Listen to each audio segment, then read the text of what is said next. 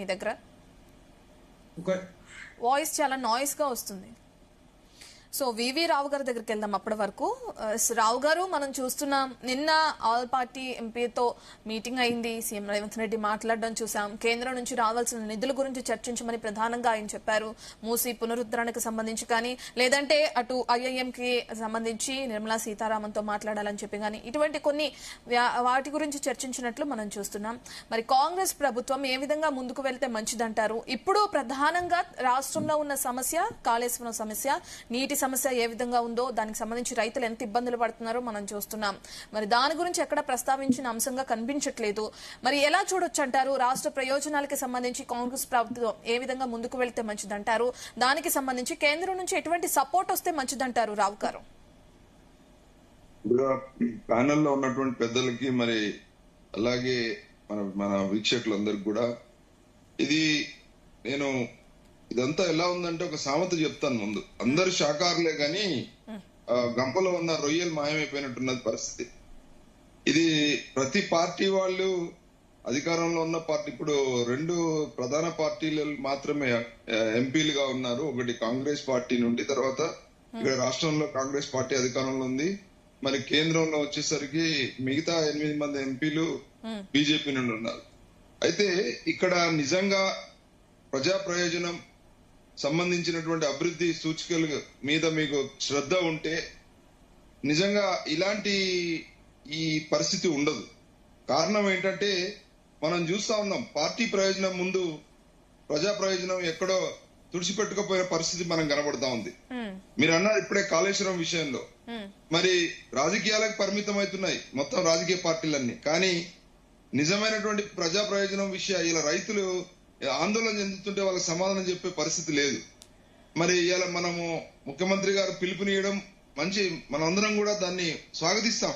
ఎందుకంటే రేపు parliament session లో ఖచ్చితంగా మన రాజకీయాలకు అతీతంగా మనము అక్కడ మాట్లాడాలి, దాన్ని రావాల్సిన ప్రాజెక్టులన్నీ తీసుకురావాలి, ప్రజా ధనాన్ని సద్వినియోగం కావాలని చెప్పడం, అది పిలుపునియడం అనేది మనం అందరం స్వాగతిస్తాం. కానీ ఆచరణలోకి వచ్చేసరికి మరి ఆ రకమైనటువంటి విధానం, ఆ రకమైనటువంటి రాజకీయ పార్టీలు అవలంబించే పద్ధతులు, మరి మీరు ఒకరినొకరు సమన్వయంతో కాకుండా ఒకరి మీద ఒకరు దూషణలు, తీసుకోవాల్సిన నిర్ణయాలను తుంగలో తొక్కి పూర్తిగా పచ్చి రాజకీయాలకే పరిమితమైనటువంటి, ఓటు బ్యాంక్ రాజకీయాలకు పరిమితం అవడం, మరి చేయాల్సినటువంటి పనులు చేయలేకపోవడం అనేది ఇక్కడ మనం అందరం కూడా గమనించాల్సినటువంటి విషయం.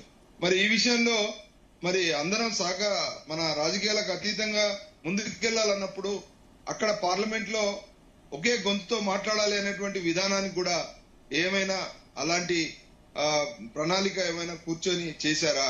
మరి ఈ విషయంలో ఫలానా రింగ్ రోడ్ విషయంలో, ఫలానా విషయంలో, పార్లమెంట్ లో మనకు రావాల్సిన నిధుల విషయంలో, మనకు వచ్చేటువంటి ఈ విషయంలో పార్టీ, కాంగ్రెస్ పార్టీ గాని బీజేపీ పార్టీ గాని, ఇక్కడ పక్కన ఎలినో సంవత్సరంలో ఇక్కడ జరుగుతున్నటువంటి చాలా అనర్థాలు, ముందుగా రైతులను కాపాడుకునే విషయం కావచ్చు.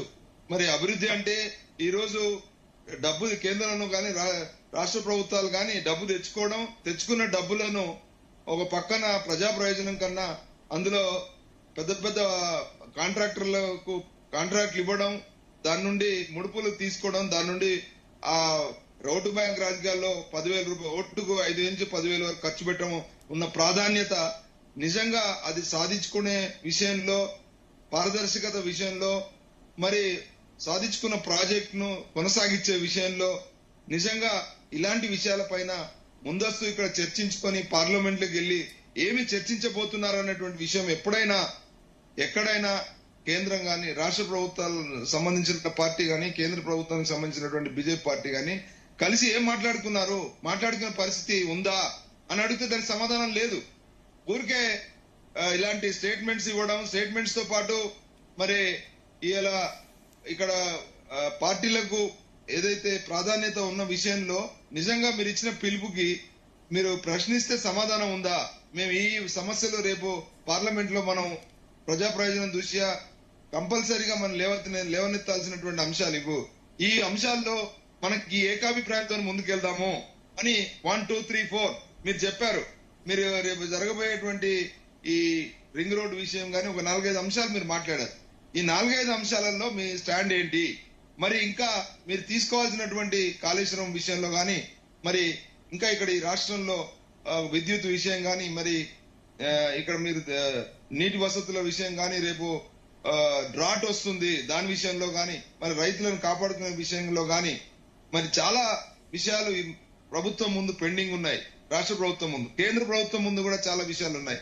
మీరేదో 4 స్కీములు తెచ్చేసి ఆ స్కీములో మేము అవలంబిస్తున్నాం, దాంతోనే మొత్తం ప్రజల సమస్యలు తీరిపోయినాయి, ఇంకా ఈ సమస్యలతో ఇంకా మొత్తం అందరు సుభిక్షంగా ఉన్నారు, సస్యశ్యామలంగా ఉన్నారు అనేటువంటి ఒక వాదనతో అది మా పార్టీ చేస్తే శంకులో పోస్తే తీర్థం, అది మేం చేస్తేనే కరెక్ట్, పక్కోడు చేస్తే తప్పు అనేటువంటి ఒక వాదనతో ఈ రోజు ముందుకెళ్లేటువంటి రాజకీయ ఈ ధోరణి ఇవాళ మీరు చెప్పే మాటలకి మీరు చేసేటువంటి పనులకి వ్యత్యాసం కనబడతా ఉంది.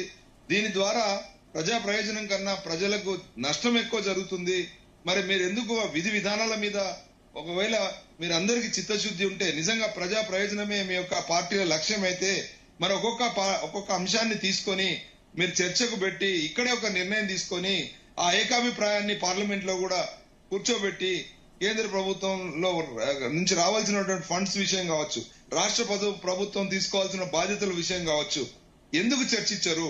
ఎందుకు ప్రజల ముందు ఓపెన్ గా ఉండరు? ఏదో మేము కరెక్టే కానీ పక్కోడు తప్పు అనేటువంటి భావనతోని పనిచేయడం అనేది ఇవాళ ప్రధానంగా మనం చూస్తున్నటువంటి ఈ వ్యవహారాల్లో ముప్పుగా మనం చూస్తా ఉన్నాం. టీవీలలో మనం ఎన్నో మాట్లాడతాం, కానీ మాటలకి చేతలకి ఎంత పొంతన లేనటువంటి పరిస్థితిలో ప్రజలందరూ కూడా ఎంత బాధపడుతున్నారు. మీరు ట్యాక్స్ మనీతోని ఆడ మిమ్మల్ని అందరినీ ఎన్నుకొని మేము కూర్చోబెట్టాము, మా ట్యాక్స్ మనీకి మా ప్రజలకు ఇవ్వాల్సినటువంటి జవాబుదారీతనం మీకు పార్లమెంట్ లో గాని, అసెంబ్లీలో గాని, లేదా కేంద్రంలో గాని, రాష్ట్రంలో గాని తేవాల్సినటువంటి ఆ పారదర్శకత ముఖ్యంగా మీ దగ్గర లేకపోవడం అనేది ఇప్పుడు చర్చ తీసుకోవాల్సినటువంటి విషయం. అవి పక్కన పెట్టి మీరు అన్ని మాట్లాడుతా ఉన్నారు. రాజకీయ పార్టీల ప్రతినిధులు గాని, రాజకీయ పార్టీల్లో కూర్చున్నటువంటి నిర్ణయాధికారం ఉన్నటువంటి వ్యక్తులు గాని ఎవరు కూడా ప్రజలకు జవాబుదారీగా లేకపోవడం అనేది ఇలా ప్రధాన అంశంగా మనం మాట్లాడుకోవాలి. పార్లమెంట్ లో గాని ఇక్కడ గాని ఆ పారదర్శకత కోసము మీరు ఏమి చర్యలు తీసుకుంటున్నారు, పార్లమెంట్ ముందు ఏమి తీసుకుంటున్నారు, పార్లమెంట్ నుంచి తెచ్చిన నిధులకు మీరు ఏమి పారదర్శకతంగా చూపిస్తున్నారు అనేటువంటి విషయాల మీద చర్చిస్తే బాగుంటది. దాని ద్వారా కొంత ప్రజలకు నమ్మకం వస్తుంది, మన టీవీ చర్చలకు కూడా ఒక ప్రాధాన్యత వస్తుందని చెప్పవచ్చు. ఓకే రావు గారు. సో వెంకటస్వామి గారు, రాష్ట్ర ప్రయోజనాల కన్నా పార్టీ ప్రయోజనాలే ముఖ్యంగా ఈ మీటింగ్ జరుగుతుంది. ఇందులో భాగంగా అంటే ప్రజలకు సమస్యల్ని ఇక్కడ ప్రస్తావించకుండా కొన్ని మాత్రమే పర్టికులర్ గా మాట్లాడానని చెప్పిన వాదన కూడా మనం వింటున్నాం. ఏంటి కాంగ్రెస్ పార్టీ స్టాండ్ ఏంటి, ఎలా ముందుకు వెళ్దాం అనుకుంటుంది? నిధులకి మేము సహకరిస్తామని చెప్పి ఇప్పటికే వెంకటరెడ్డి గారు కూడా అంటున్నారు. మరి